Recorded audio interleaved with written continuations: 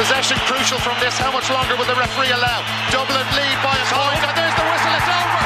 It's over. We earned it by winning the last 2 matches on the road, and that's not going to be taken away from us. But what I love in hurling, I love players that will never give in. He hits it. It's over the bar. Oh, holy Moses. Hello, welcome to the RTÉ GAA Podcast. How are we all doing? Mikey, Stafford here. I'm joined by Ciaran Whelan and as always Rory O'Neill to look ahead to the weekend's football. Lads, how you doing? Good, Morning, Mikey. Mikey. Very good. Oh, good. None about it. Unlike the hurling last weekend, there's lots to play for in pretty much all 4 divisions. You've really only got Kerry and Down whose fates are sealed at this stage. We will have Ursula Jacob on a little later to look ahead to the hurling semi-finals and relegation playoffs. But we might start, Wheelo, with Division 4 because not for the first time the basement division is getting it's getting slightly screwed over here. For reasons probably innocently enough, it started with London booking flights, I would imagine, but to get over and play their match on Saturday night, I could imagine there's very practical reasons for that. So that match stood out like a sore thumb, was the one game on the Saturday at first, and basically the way that division is looking, Cavan are top, Tipperary are second. If Tipperary get a result against London, if they beat London, the division is over because nobody can catch Cavan. So it was looking like there was a good chance that there's going to be 3 dead rubbers on Saturday, which is no good for anybody. They've changed it now. Cavan and Waterford are playing at 6 p.m. on Saturday, and Carlow and Wexford, which is the most dead of dead cat rubbers there ever was, is at 1 o'clock. But that still leaves one match outstanding on the Sunday, which is Sligo v Leitrim. 2 teams with aspirations of qualification, but not if Tipperary beat London. So it's a pretty crap situation for the Sligo and Leitrim players, really, isn't it? It is, and I think it's hard. I suppose. Listen, yeah, you get all the challenges like around London and travelling, and I know their games have always been earlier, maybe on Sundays sometimes, and for different reasons there might be challenges in that regard. The one thing that sticks out for me over the whole weekend is like we're potentially looking at the most exciting weekend we've had, and probably the most exciting weekend we will have until the last stages of the championship. We'd be very quarterfinals, and where everybody is out playing. There's so much to play for.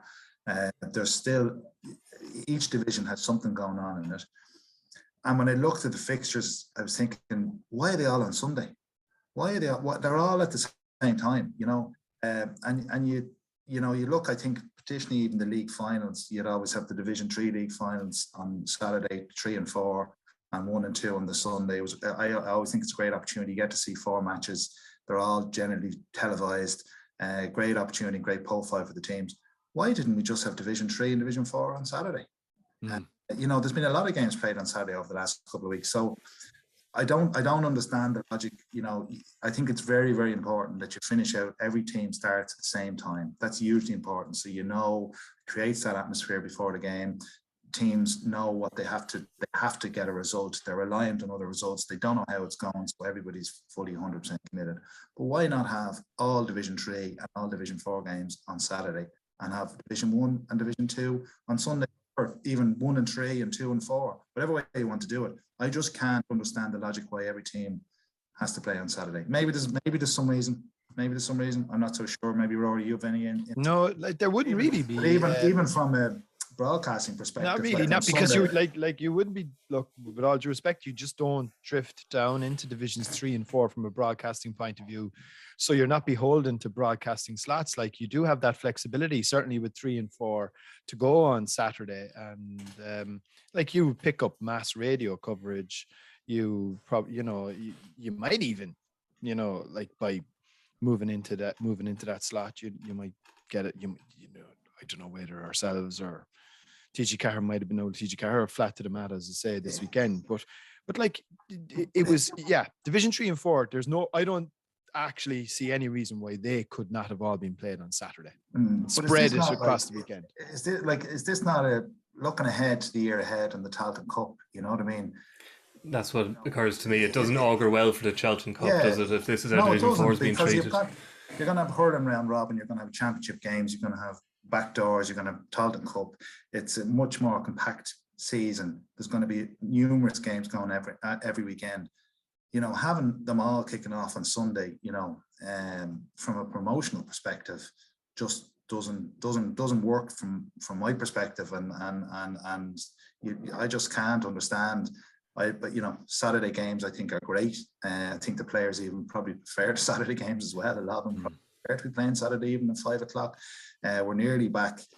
I know that the clock hasn't gone back, so that you're not. But you've light now till about 7:30. You have light till 6 o'clock or so. So I can't understand why they couldn't be on Saturday afternoon. So it doesn't augur well for the talent, where I think there's an onus on everybody to give it the promotion it deserves, because everybody that pushed for change was very adamant about recognising that it has to be treated the same, with its own All-Star awards and its own promotion, and that's why I just can't understand why it's not. And the other problem then as well, the converse problem we load to that, is when you do put them in, when you do put divisions 3 and 4 in on the Sunday, they get squashed and they get squeezed, because a lot of the focus is obviously, for good reason, totally. They're Division 1 and 2, it would have just freed them up a little bit. But anyway, on Division 4, as I mentioned, Cavan do look almost home and hosed. There's only one kind of quirk that could see Cavan. If Cavan lose at home to Waterford, Tipperary draw with London, and then Sligo or Leitrim win, then they all end up on 10 points. And actually Cavan's scoring difference is I'm still not sure how it would really happen. Jeez, I was going to say, Mike, fair play to you for working out that conundrum. We were discussing it on we were trying to work out the tables, etc. on Sunday when the reports were coming in, and it was Jim McMahon, actually, a lot of people would know in RTÉ, sets a lot of the quiz questions and is very good analytical mind for these things. Because I said, Cavan are up. Why are we saying they mightn't get qualified? And he actually figured out there is one way that Cavan couldn't go up. But he's like the RTÉ Sports version of Rain Man. Pretty much, yeah. So look, Cavan are going to beat Waterford at home. Yeah. I mean, that sets that. I think Sligo are the only ones, but an outside chance if Tipperary were to slip up. Yeah, which isn't like London almost caught Cavan last week, and I know they're strong in Royce, but they have been good. So considering the form of Leitrim at times, London have been kind of a revelation considering the expectations, and Leitrim have done well. Sligo have been shooting the lights out. They've a score difference of plus 34. Credit has to go to both Mickey Graham and David Power, who were kind of expected by most people to come up. But Rory, it is a sticky wicket Division 4. It's a graveyard of many a hope and expectation. Yeah, and I think Tipperary had a bad start. Did they lose Awful Leitrim start, below in Thurles? Tipperary have only got going in the last few weeks. Yeah, they lost to Leitrim below in Thurles. They had a draw as well. So they were, the old engine kind of cranked up a little bit slower than what they would have liked. Funnily enough, I was just looking for him to do a small little job for us there recently. So I just out of curiosity, I rang Michael Quinlivan and international dial tone, and he answered in fairness to him.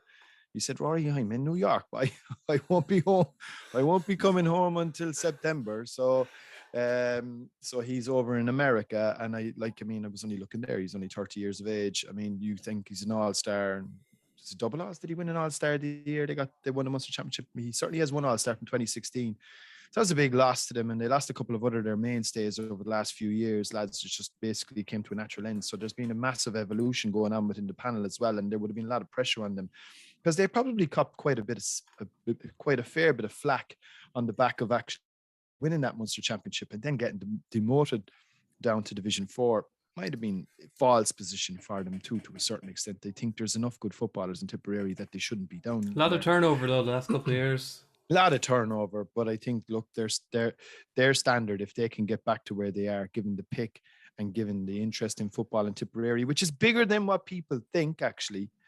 Tipperary their club scene is pretty strong. We saw that with Clonmel commercials a few times, and Lockmore Castleiney acquitted themselves quite well, given the fact they were going on both fronts this year, having won the double in Tipperary. So, I think, look, they're probably I think they've answered a lot of that criticism, and they've kind of gotten their status back maybe to where they should be, really. And I think from here now they need to build on that again, try and get back up to Division 2. Right, we will come back to divisions 2 and 3, but I do think it's Division 1 is it's very interesting this weekend. Obviously you've got Kerry are in the final, fair enough.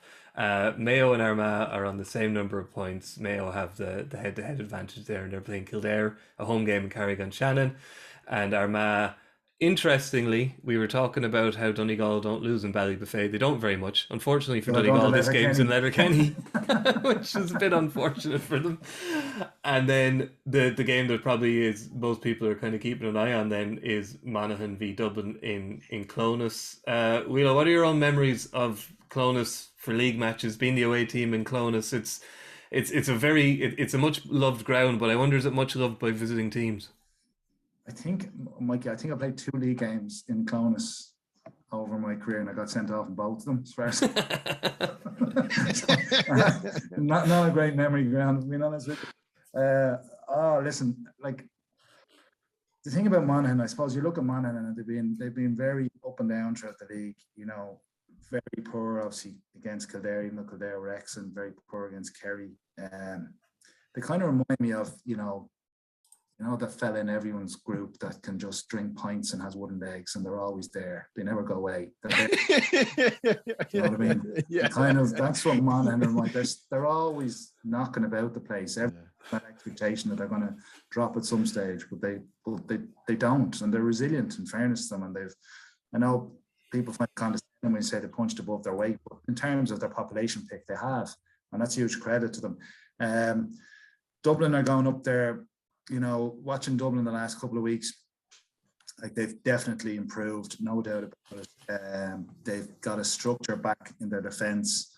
They're playing a deeper line. They're not pressing out in the middle third like they were. They're backing off. They're getting bodies into the scoring zone, and they're more disciplined in their tackling. They're not giving up the goal chances they were in the early part of the league. Now, a lot of that is Fitzsimons is back. Johnny Cooper is back. You know, big leaders in the defence. James McCarthy was back. The main man. Robbie McDade is back. So they've really, when you compare the Dublin team from the start of the league to what will probably go up there Sunday, huge difference. So, and I think even up front, they've been a lot more direct in terms of Cormac Costello going up fellas. They've been getting strike runners in. Sean Bugger has been very, very good. And Howard and Fenton were very good at the weekend. So Dublin, apart from Conor Callan, are nearly at full tilt now in what they have. There's still question marks in terms of the depth. Did Desi Farrell find any new players you can trust come the summer? They're still the question marks, in my view, hanging over them. But they won't get anything easy up Monaghan. Monaghan, to me, I saw them very good against Armagh. I thought they should have beaten Armagh. They were excellent the first half. They were very good in patches against Donegal as well. And when they perform, when the likes of Darren Hughes has a big game, the Hughes brothers, McInnesby and McCarthy, I think have been excellent to half back. Like they're very, very well organised, and they won't make it easy. You always have to admire the heart that Monaghan have, and they kind of step up on the big occasion when it matters. So I think that's a tough assignment for Dublin going up there, and I would expect Dublin to come out of, but just the players they are back in their form, but it won't be easy. It won't be easy. I think that's you say you're wondering about the new fellas who are in. I know he's not exactly straight out of the box new, but I would be interested in your take as a former midfielder on how Tom Lahiff did. You know, the jury seemed to be positive on him last weekend anyway. Yeah, he did do well, Mikey, and you know, to his credit, like he had a few shaky moments last year when he was brought into the team and stuff like that, and I think he's the perfect example of a guy who's now beginning to feel more comfortable in the environment. You know, we really forget that's on somebody new coming into a team of that status and the expectation and the bar that you're supposed to get to. And the pressure. And the pressure, exactly. Yeah. So I think he's looking a lot more comfortable and confident than what he's trying to do. And I think that's it's certainly been an area. Fenton to me needs a full-time partner with him, and they need to bed somebody down. So whether that's Lahiff or Howard was excellent last week as well. You know, kicked 3 great scores and fielded a few great balls. You know, they need to commit to somebody in that role and stick with them with Fenton, because Fenton needs that support this year. And Lahiff he's been probably the one bright light that has kind of developed. But like he did play last year, he's had plenty of game time. Does take plenty of game time, you know what I mean? But as I said, probably the only concern for Dublin as they, going in probably to the championship. Obviously, they have to win on Sunday, and it won't be easy. But is whether that depth, whether they have developed that depth throughout the league campaign for a serious tilt when it comes to the crunch with 15 minutes to go and you're bringing 4 or 5 lads off the bench. That to me is the biggest question mark. Yeah, which obviously was the strength, Rory, of Dublin over the last decade, was that Kerry, Mayo would get awful close, could be leading in the last 10-15 minutes, and the Dublin bench was always key. Yeah, but I suppose again, they how much of a test are they going to get in Leinster? Like, if they can save their Division 1 status, I think that'll be objective number 1 achieved, and then they'll basically look at Leinster. Chances are they probably Kildare will give them socks of it if they two cross paths, most likely in a Leinster final, and Dublin can kind of start planning for that now. Let's be perfectly honest. So by the time they get to the middle of June, when they know they're going to have 3 games from there, they're going to meet a tough team, and it will be a tough team in the qualifier this time round, because of obviously there's only 2 rounds of qualifiers as opposed to 4, given the Tailteann Cup's arrival. So they'll your All-Ireland series is going to be hard won. They'll then so what you're looking at, they know they're going to probably be in a quarter final. Let's be perfectly honest. You can't not see the last 8 without Dublin. And from there, they're going to meet a tough team in a quarterfinal, probably Kerry in a semi-final, and then the winners of Connacht Ulster in a final. And that's where, as Whelan said, that's where the real test comes. But I suppose they still have time. They still have 2 to 3 months, certainly 8 or 9 weeks, to get more football into the likes of League Gannon, to get more football. Maybe, I mean, I'm surprised we haven't seen Ciaran Archer at all. He's just gone off the scene completely. I know he's still very young. He's still young. I think he's had his injury challenges as well. He got a run there earlier. I think it was Kerry, didn't come on against Kerry and Tralee, I think, and then he has a team. But I don't know whether that's injury related. But he's certainly one that you think Desi would have looked at a little bit more. He hasn't got much of a chance, so I think it has to be maybe that he's had injury challenges, I would have thought. Mm-hmm. So he still has a little bit of time to just flesh that panel out, because I think Whelan's spot on. When you get into certainly the last 8, last 4, and even further onwards, you're definitely going to need more than your first 15 to get you over the line. Yeah. Which worth highlighting, we can't go through every game, but the unique situation of Kildare, who are, as we mentioned, are away to Mayo in Carrick-on-Shannon. There's one interesting fact on it, Mikey. It's their first meeting, league or championship, since Newbridge or nowhere. Right. Okay. There you go. There last night, which is, and considering what Kildare, Carrick-on-Shannon now. It's in Carrick-on-Shannon. Yeah. Newbridge to Carrick. Yeah. We get Christy Moore on the case. It's like, considering Kildare raised 24 white flags, their most since beating Kilkenny in 1990. Threw that stat out on Monday. And they're playing, Mayo, who are obviously, kind of tend to be involved in, well, barring last week against Tyrone, can be involved in some barn burners. It could be a very interesting game, but Kildare are interesting because if they win and Armagh lose in Donegal, in Letterkenny, then they will be into a league final. But at the same time, if they lose, there's a good chance they could be relegated. So they're really walking a tightrope there, Whelan. Yeah, that's going to be the craziness of Sunday, and looking forward to it. That I'm sure they're going up and they're not thinking about the league final. I'm sure that hasn't been discussed. I think they'll be just looking for performance. Their form has come at home in their home games. That's where they've garnished their points. And brilliant performance last week. And as he said, listen, we said at the outset of this league that these lads would have them humming and they get the most out of them in terms of the management team they have. And you can see that they're playing for the management. They're enjoying their football, and that's half the battle when it comes to setting up an inter-county team. And they go there with as good a chance. Like Mayo.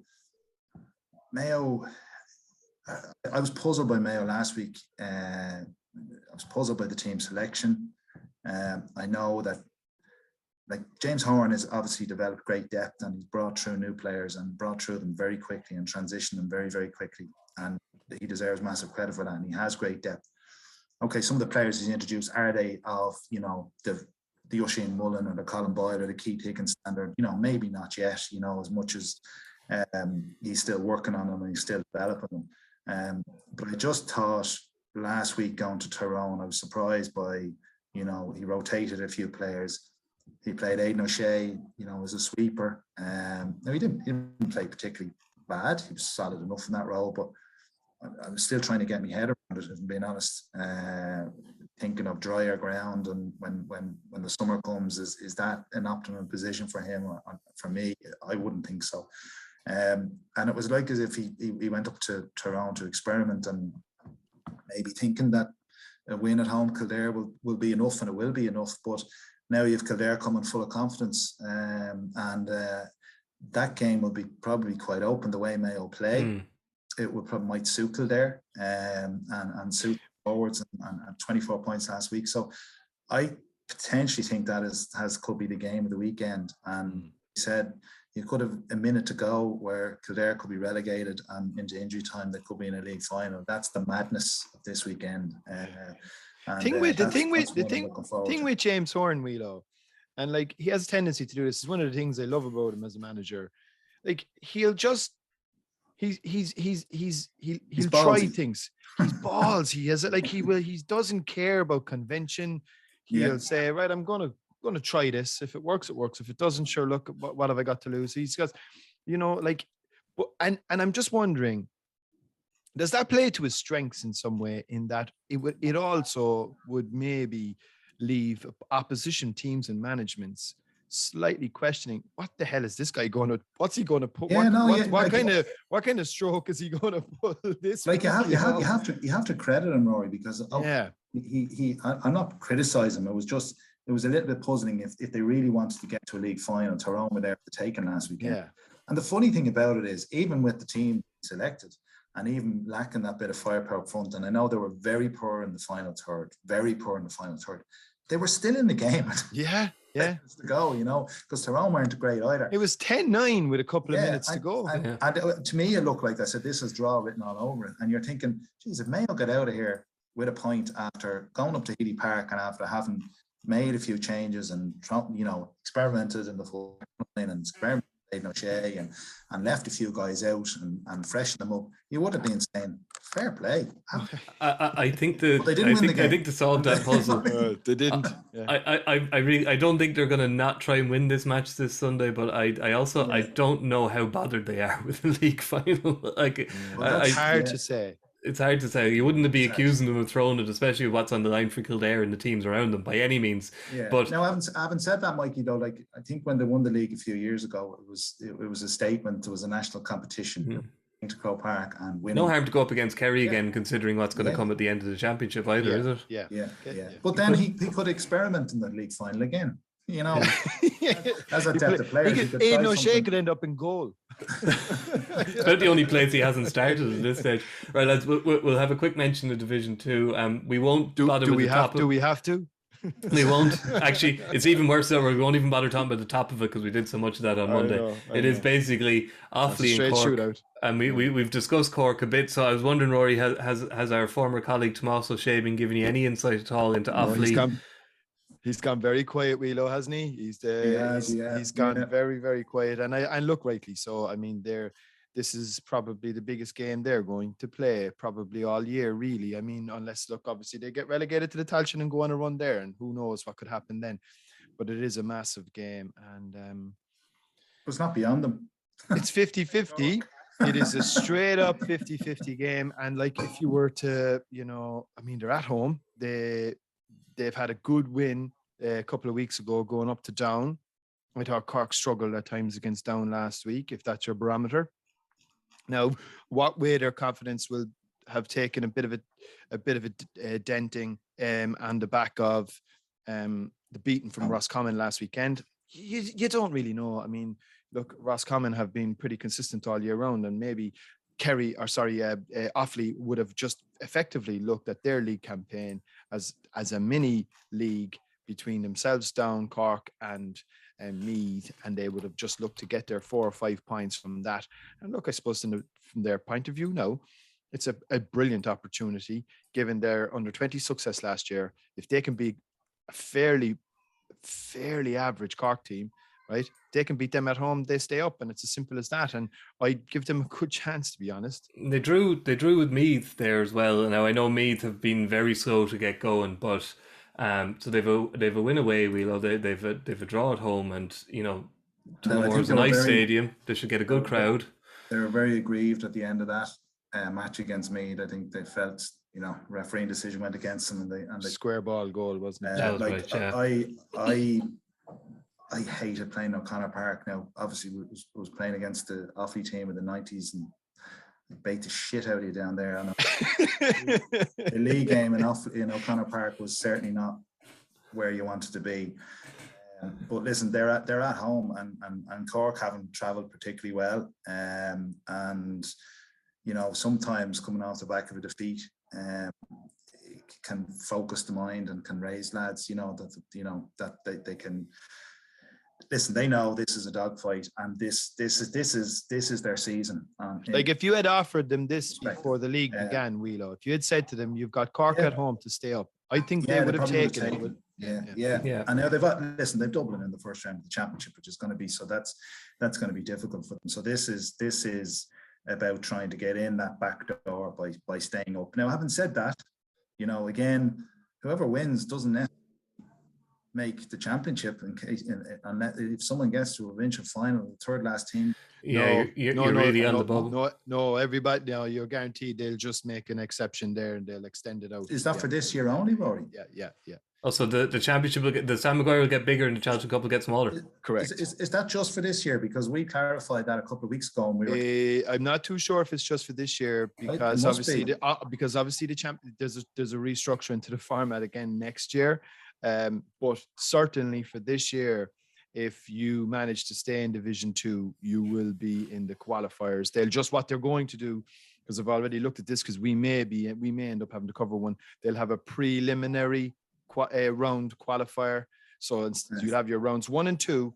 But if there's like 2 teams or 3 teams that end up managing to make a provincial final, then they'll have a prelim qualifier as well. So it's going to make it tricky for them because we did check that formally a few weeks ago, and they clarified it for us afterwards because I'd say there was a few people clarified / changed their mind.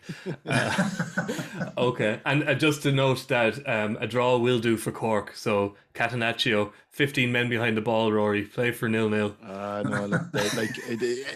And I think the most intriguing thing about it is I'd say if both teams were offered this at the start. I'm not too sure. Cork maybe should have a little bit more ambition, but certainly the way the league panned out in the first few games, like to get the win last weekend, obviously gives them the chance now to maintain. And I think a lot of people, I've heard a few other people mention this as well, and I would 100% agree. It isn't so much the relegation to the Tailteann that's going to do the damage here. It's the fact that you have to spend next year in Division 3.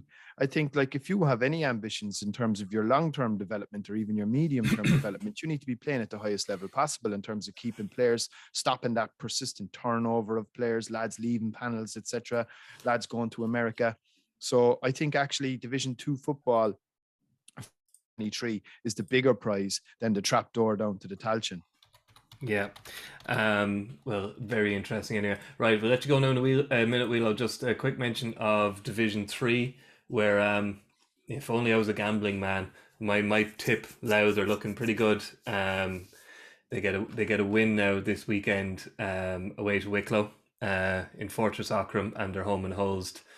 And then Limerick get a win, and they are also up against Fermanagh. If Limerick and Louth don't win, it opens the door for Antrim and Westmeath, who are playing each other in Corrigan Park. So I think you would fancy Louth to make something against Wicklow, who've been struggling. I think Mickey Hart does deserve massive credit. Lads, back to and a new 2-year contract.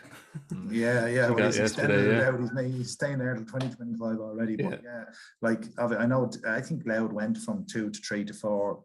They slipped quite quickly. They did. In a couple of years, so he's brought them back to Division 2, which is a huge achievement, and obviously, let's be honest about it, will make them more competitive going into the Leinster Championship with the momentum they have. I know that being Sam Roy has got a lot of their scores, but I think you fancy them to come through, and Limerick, they've got to beat Fermanagh. Simple as that. If they don't, they let Antrim in the back door if they beat Westmeath, I think. Again, that would be a great achievement, I think, for Billy Lee to get promotion to Division 2. That would probably be, I don't know where's the statistician, but if Limerick got up, probably their first time in Division 2. And probably since the last reorganisation of it anyway. I'd say long time. They are they're an interesting case, Limerick, as well, because our own Damien Lawler did a story for the website a few weeks ago, and they have kind of mimicked the hurlers in that they've brought in development squads and they have a centre of excellence, and they're kind of copying what the hurlers did, but none of those development squads have hit senior age yet. So actually the real work that's been done at underage by Limerick hasn't actually come to fruition yet, Rory. So there's actually there's real signs of growth and optimism in Limerick, because they are developing thanks to pretty much the work of Billy Lee. But as soon as the development squads come of age, he's going to have a new stream of talent coming through. Well, at least that's the logic, which would be, obviously a huge boost to them as well. And I think it would be a big boost for Munster football. Look, we all know it lives under the shadow of the hurling championship down there. And I think if you've Tipperary promoted, Limerick promoted, if Cork managed to stay up and Kerry are in the league final, is Munster the new Ulster? Steady. I know, we won't get carried away there, but I think they've done a really good job. They really need to finish it off this weekend. It won't be easy. I think there's going to be a real sense of injustice within Fermanagh. I think they will want to make a bit of a statement. Yeah, they'll want to make a bit of a statement, and I think they're very angry. So Limerick would want to be on their guard there, but they've nothing to play for, though, Rory. That's the other factor. It's a bit of a dead rubber for Fermanagh, isn't it? Yeah. No, that's part of the reason why I think there could be a bit of anger there, because had that point been given, they would have something to play for. But anyway, look, I think they just need to be a small bit on their guard. And you'd wish them well. I think it'd be, as I said, it'd be a big boost for football down there, and it would show that they're going the right direction. Yeah. And at the other end, then obviously it's very much looking like Longford and Wicklow desperately need wins. Wicklow at home to Louth, as we mentioned, and Longford are away to Laois, and Laois can certainly get sucked into that if Longford get a win. So Laois will be relegated basically if Longford get a win. So it's interesting. It would be been a tough season. Anyway, I think we've kind of wrapped it up there. There's obviously a lot to play for. We'll let you off. Should be a great weekend. Jacob in. It'll be a great weekend of football, though. It really will. It'll be fantastic. Fingers crossed. Hope you enjoy it, Willow. Take Chat care. to you later. Cheers, Willow. See you later. He hits it, it's over the bar. Oh, holy Moses. We're back, and we'll be joined by Ursula Jacob. How are you, Ursula? Hi, Mikey. I'm good, thanks. I suppose we can't really start. I haven't had a chance to talk to you anyway since your disappointment in the club final. You haven't hung up the hurl yet anyway, because there was an awful lot of speculation from me and others. Sure, half this team are just all going to walk away now. So have there been any tough conversations yet, or are you leaving that for a while? I actually have officially retired from club as well. So that was the decision I had made, whether we won or lost, regardless of the results. So look, I've played senior camogie with Owlert for 22 years. So I don't have anyone to say I haven't given enough. So from the age of 14 right up until 2 weeks ago, camogie and playing with my club was a huge part of everything, and it obviously laid the platform then to play with Wexford. So I've had some brilliant days. We probably got more out of our camogie than other teams. A few years ago, probably people would have said we were gone and we were past it and we were old and whatever.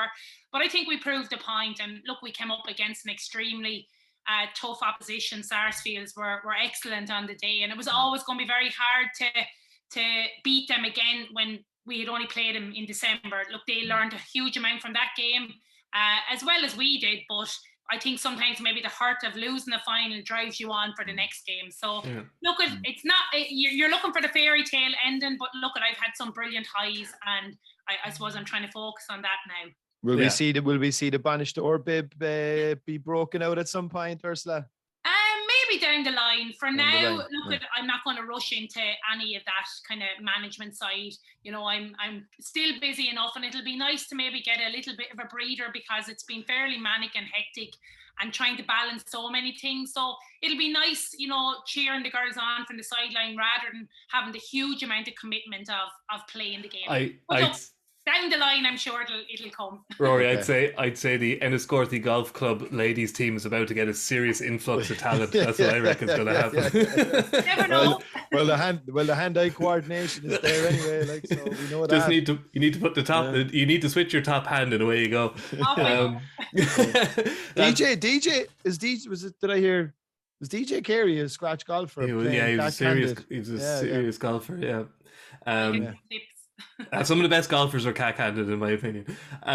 Unless lighthearted notes, we can't really go on without noting the pretty courageous interview Richie Power did yesterday with Thomas Niblock and the BBC podcast, the GA Social.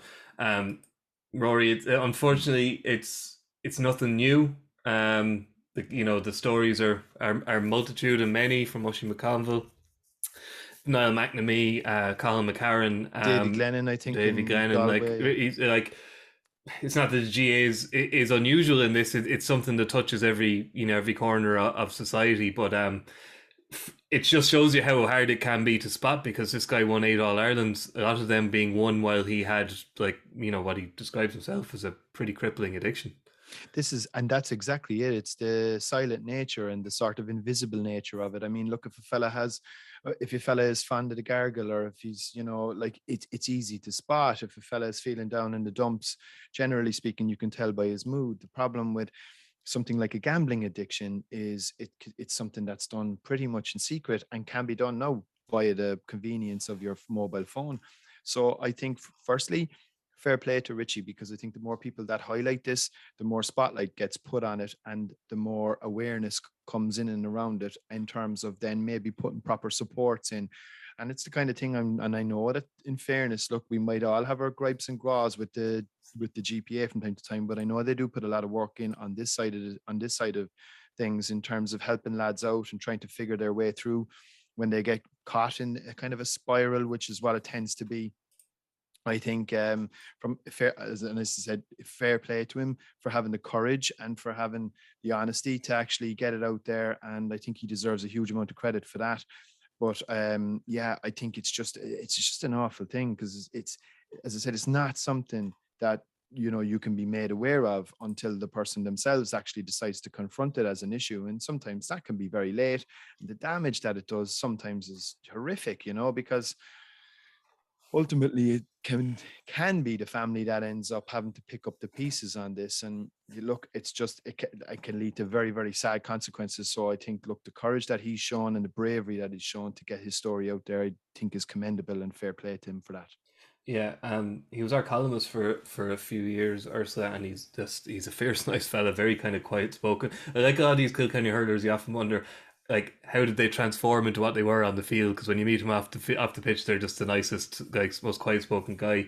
But he was just the bloody mindedness he must have had to kind of come through, to manage to keep his passion going while he was being so hobbled. Separating the two, and I know myself, God, if I was there training the way, and you've something like that going on in the background, it's very hard.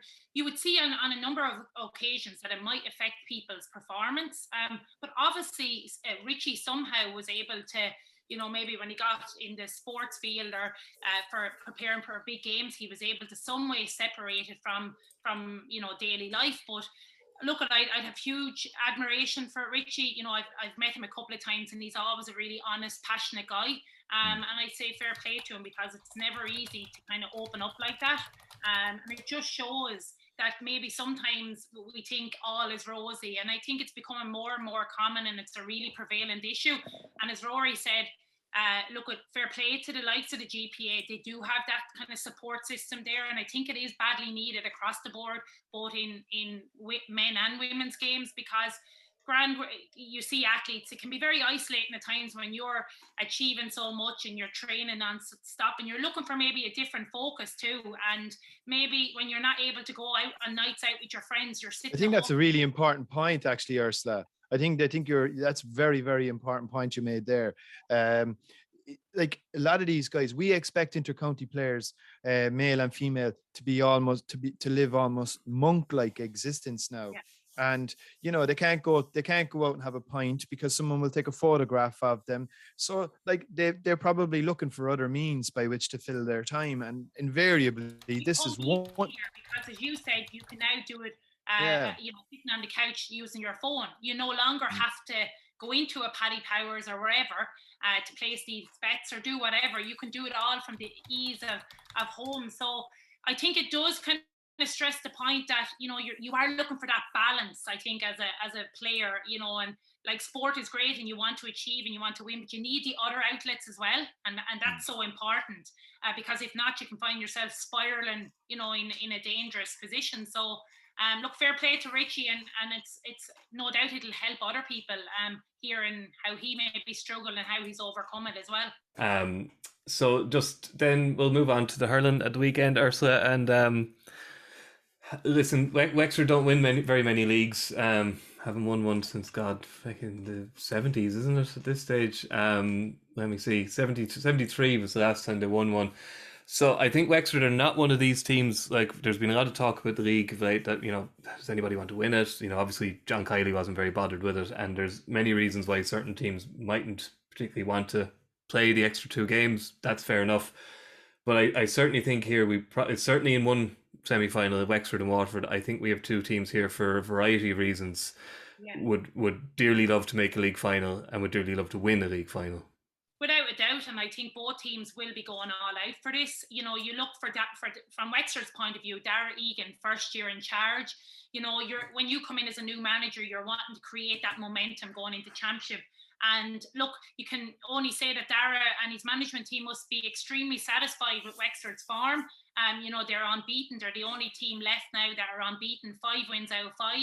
Probably very few people a few weeks ago would have expected this and predicted this, but somehow in each game they found a way, they found a winning formula. And I think going into this game on Sunday, they're definitely going to be going all out to get that victory, because as you said, Wexford is a county that is craving that success. Back in 2019 when they won that Leinster final, it was such a big deal for the county, for the team at the time. But they want to build on that as well. And look, I know the league for some teams and managers, it's for trialing, it's experimentation. But for Wexford, I do feel that they will be aiming to get back into a final, because Wexford haven't won the league in how many years? It'll put them in a good position going into the championship. And I think, especially when you're Dara Egan in your first year in charge, you're trying to, create that momentum going forward. And I think if they could get a national title, it would be a huge deal for Wexford.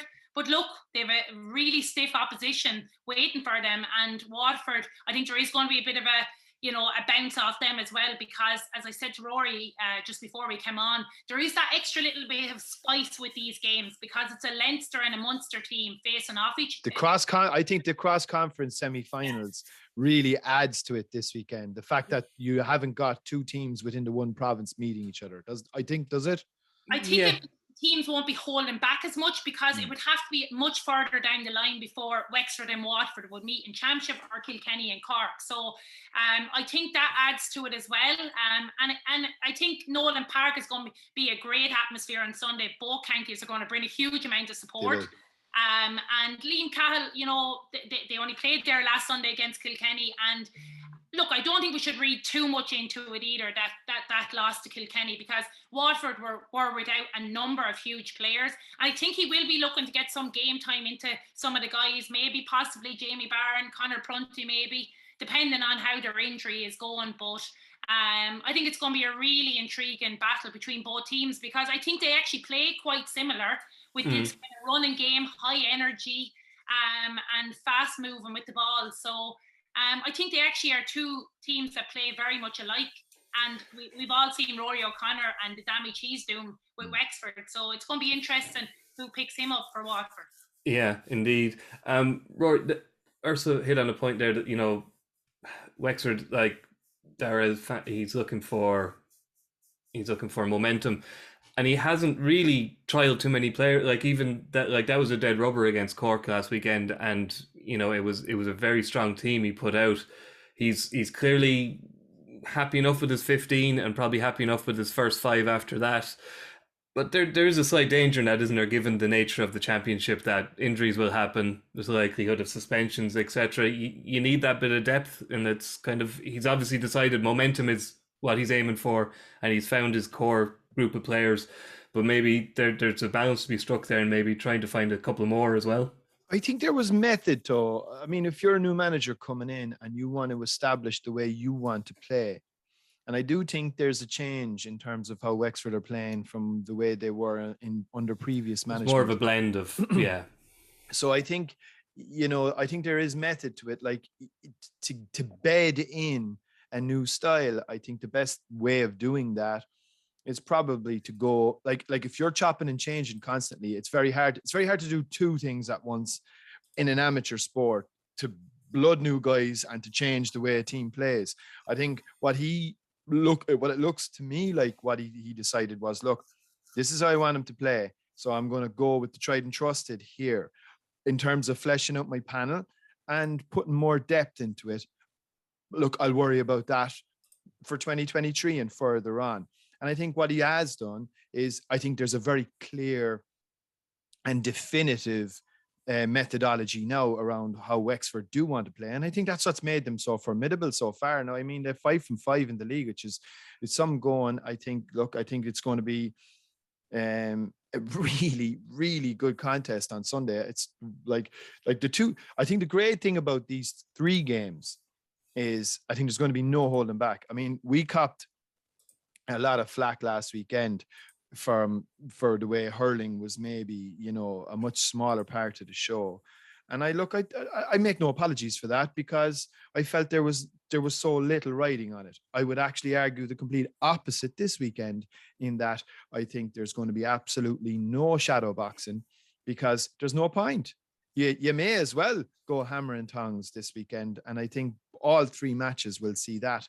And that's why I think, look, from Wexford's point of view, he will stick with, again, pretty much the same team. He'll have his, and like he has a little bit of depth in there. He still has Lee Chin to come back into the team, which will obviously add a little, on what position he plays. Obviously, you'd imagine 11. I presume 11, really. That's is that Lee's best position? Probably half forward somewhere, either 11 or maybe even wing.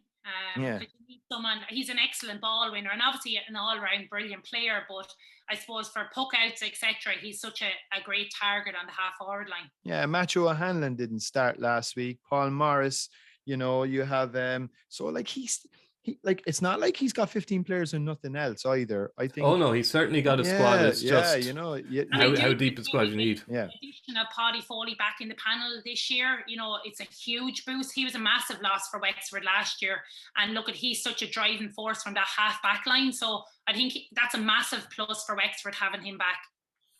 Yeah, and then on the other side, obviously, so we could be in danger of talking about Wexford here predominantly, which we won't do. Obviously, we've a lot of love for our southeast neighbours, and they have got a lot of love on this podcast. And I think they displayed it again last weekend, that they may have lost to Kilkenny, but they were down to 14 men, and they rotated a hell of a lot of their players again. We're in danger of repeating ourselves here, but the strength and depth in Waterford, there's no question about it.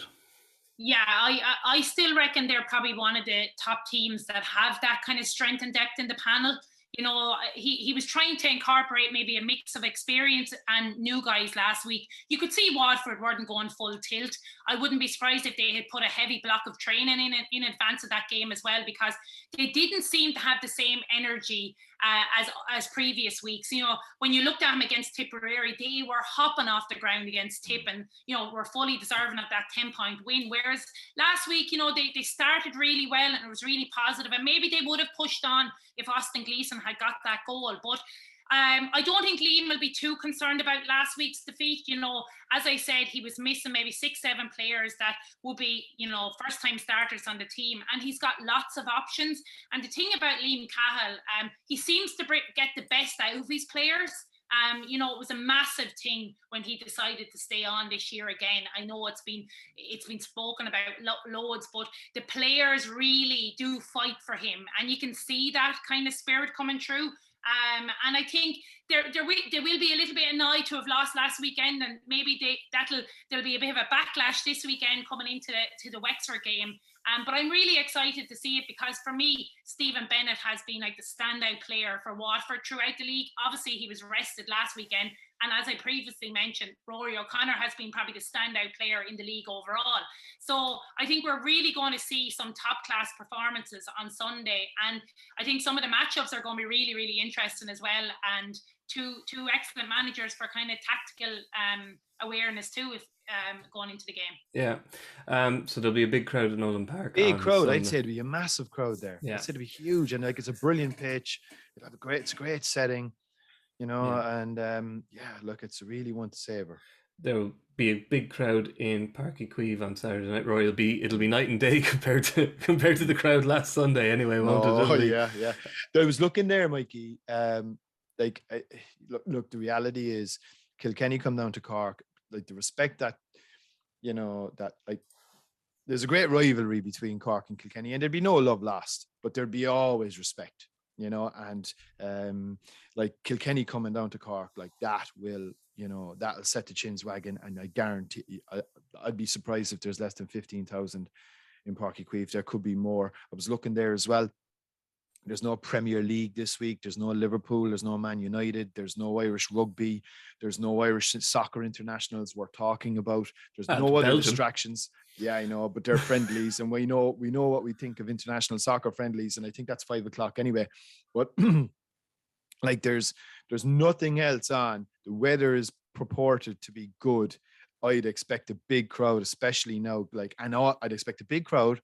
I'd expect two teams to pretty much put out full strength. We know the way Brian Cody thinks, and he'll certainly, you know, if he's coming out to Cork, they'll want to put on a show. Páirc Ui Chaoimh lends itself to it's just, there's something about the place that kind of lends itself to a shootout, which I don't know whether it's the pitch or whether it's the environs or the surface or whatever it is. I think 7:15.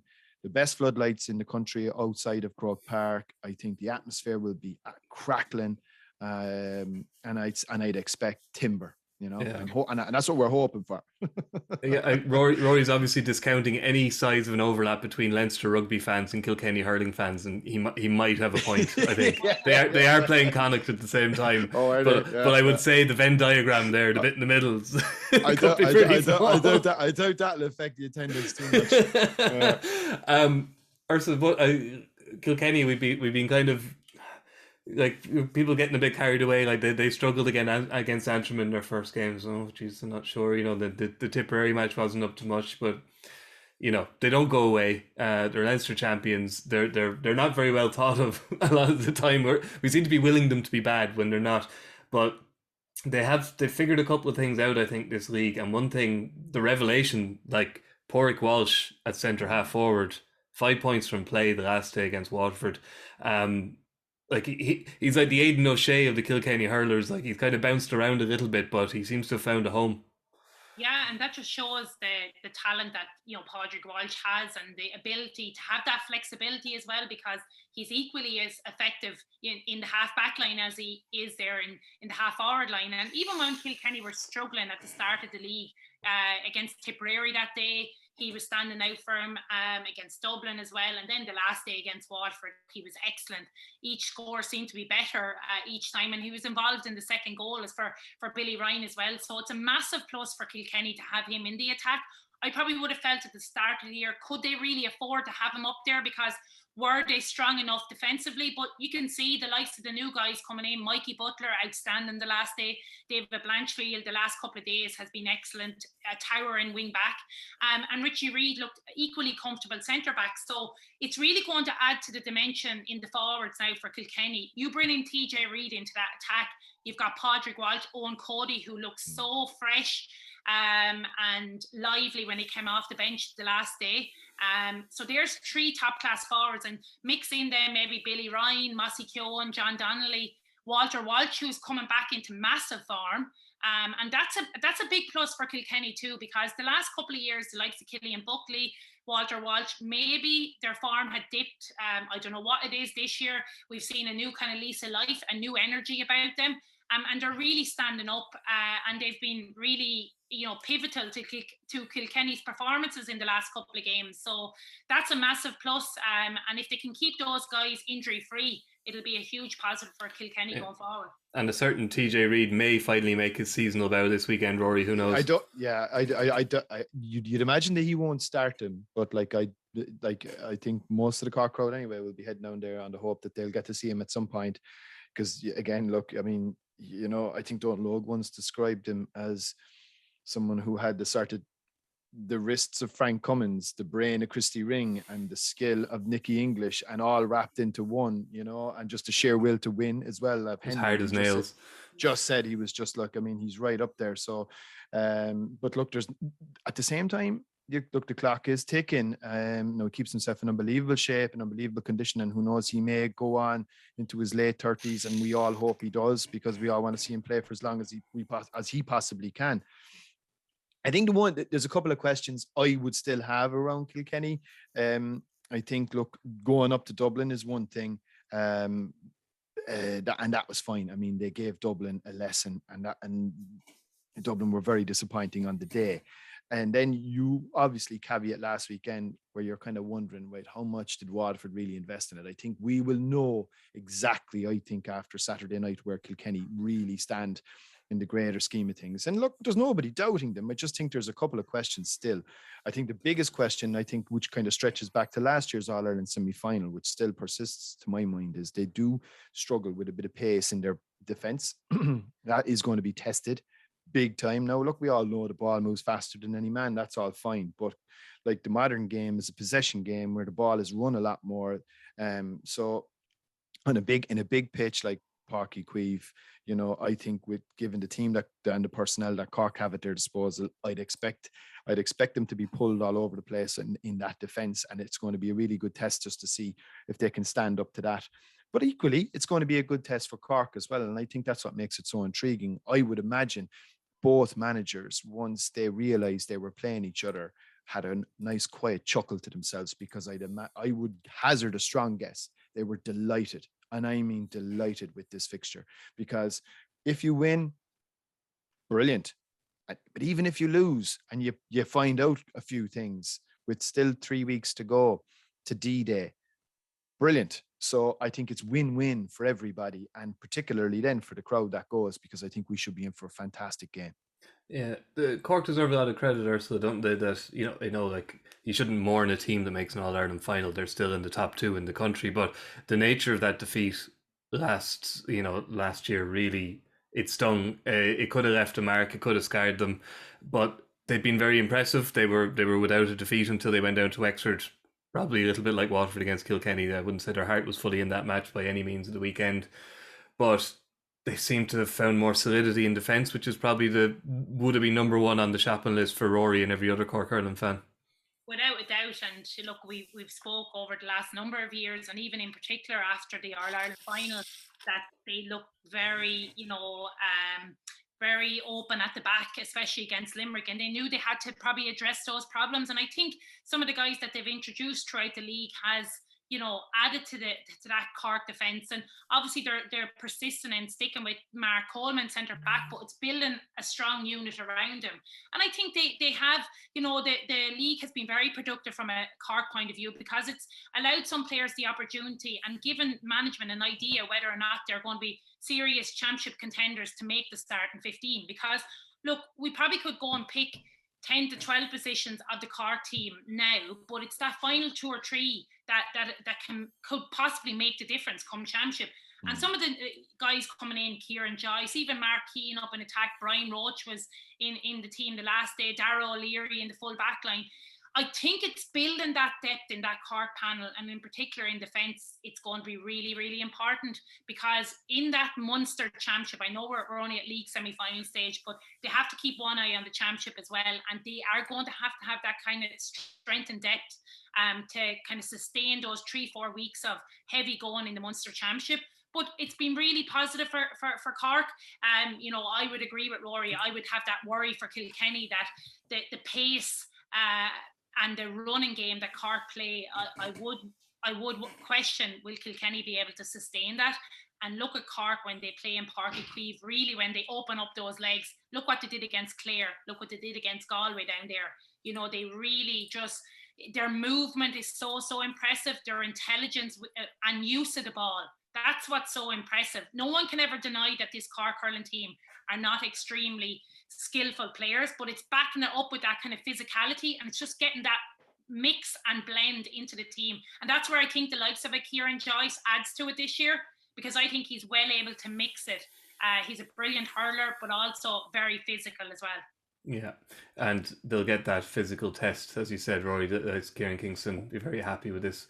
Oh, I think both as I said, I think both managements would have got into their cars after last Sunday in Wexford Park and in Nowlan Park and had a wry smile to themselves going home, going, great, this is, you know, ideal. I mean, if you're let's say Matty Kenny, you know, or if you're Cullen Bonner, you know, there's still loads of question marks there in terms of, you know, look, the league kind of petered out for us in a way that we weren't hoping. You're now having to resort to A's versus B's. You might get a challenge match from somebody in Leinster, but you can't play anybody close to you, or you might end up playing your under-20s or something, you know. But are you going to find out what you really need to find out, like in the way that Brian Cody and Kieran Kingston are going to find out on Saturday night? I think they'll be thrilled with this game. And conversely to what some people might feel in relation to the league, I do actually think it's bubbling up at this particular point onwards. Obviously, last weekend was a bit of a damp squib. But look, I think it'll make up for it come Saturday night. Okay. Finally, then, the Division 1 relegation playoff, which is a huge game, obviously. Arguably, you could say the biggest game, has the most consequences of the weekend. Antrim v Offaly. And I hate to start on a non-kind of hurling point on this one, Ursula, but there's almost some shades here, not quite as drastic as the Camogie Club semi-final here when the two teams were dragged down to Gory. It's not quite that dramatic, but Antrim v Offaly in Navan, it's not the most neutral of neutral venues there could be. It's about an hour's drive from Tullamore to Navan, I think, and it's about 2.5 hours.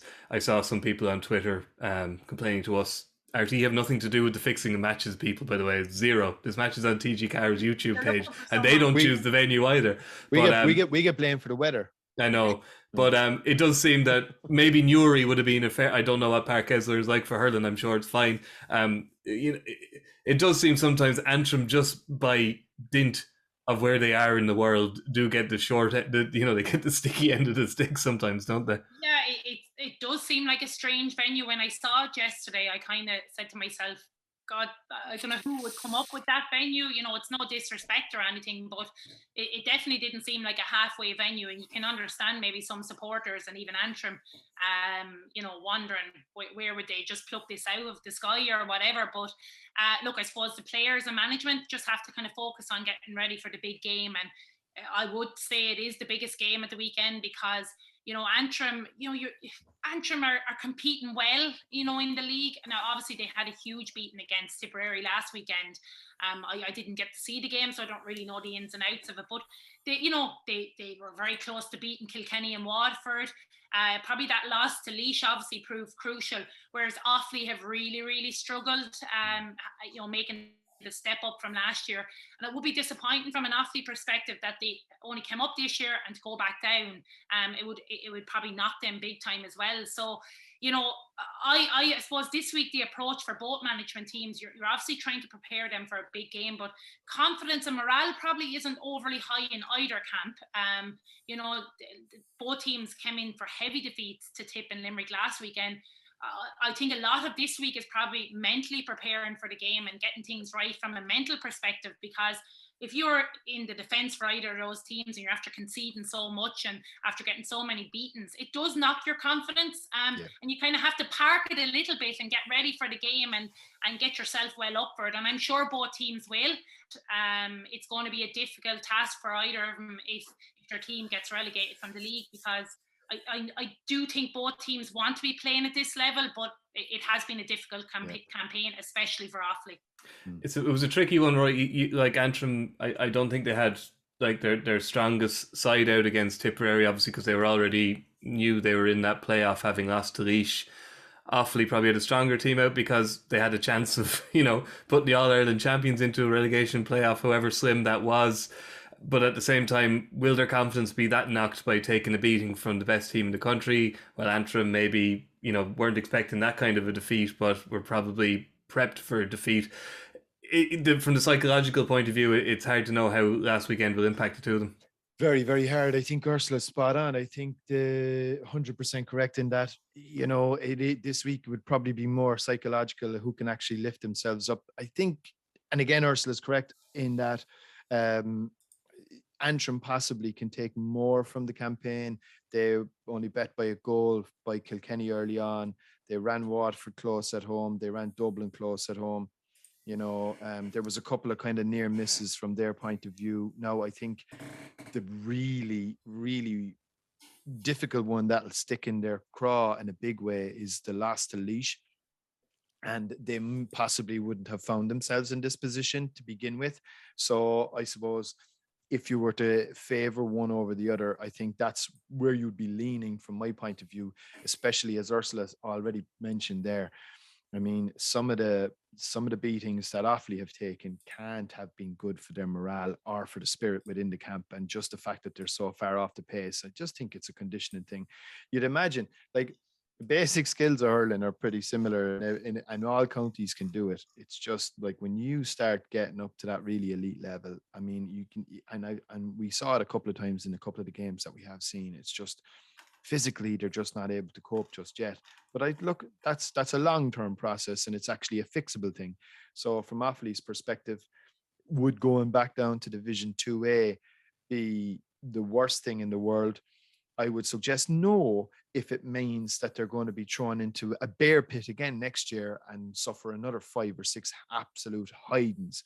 So, look, I think there's an awful lot to kind of take in there. I think from the neutral's perspective, it should be a good contest, but you probably would, on the basis of form lines and performances already registered, just give Antrim the nod ever so slightly. On the issue of venue, I know, look, the one thing I would say is I can't understand why Páirc Park, look, it could be the case Dublin County Board weren't in a position to offer it, and there may be other games going on there this weekend, or they may have had to close Páirc Park. Páirc Park sees a huge amount of usage across a multitude of codes, whether it's club or intercounty.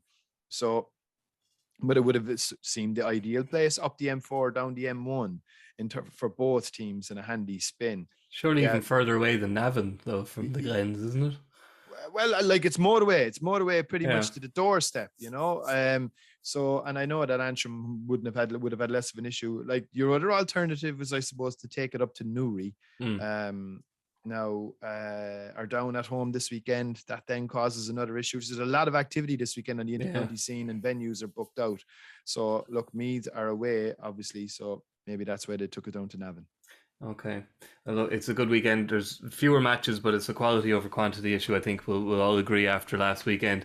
Ursula, enjoy the retirement. If you need a caddy when you're playing in the Irish Ladies Open, let me know, because I'll give you a call. I've mapped out your post-retirement career for you now. You just have to grasp it. Obviously, all the matches this weekend, you'll get commentary on RTÉ's Radio 1 Sunday Sport and Saturday Sport, and we'll have reports, live blogs and all the rest on the RTÉ website and the news app, so you'll keep across them there, and we'll chat to you next week. Thank you, Ursula. Thank you, Ciaran. Thank you, Rory. Goodbye. Crucial from this, how much longer will the referee allow? Dublin lead by a point, and there's the whistle. It's over.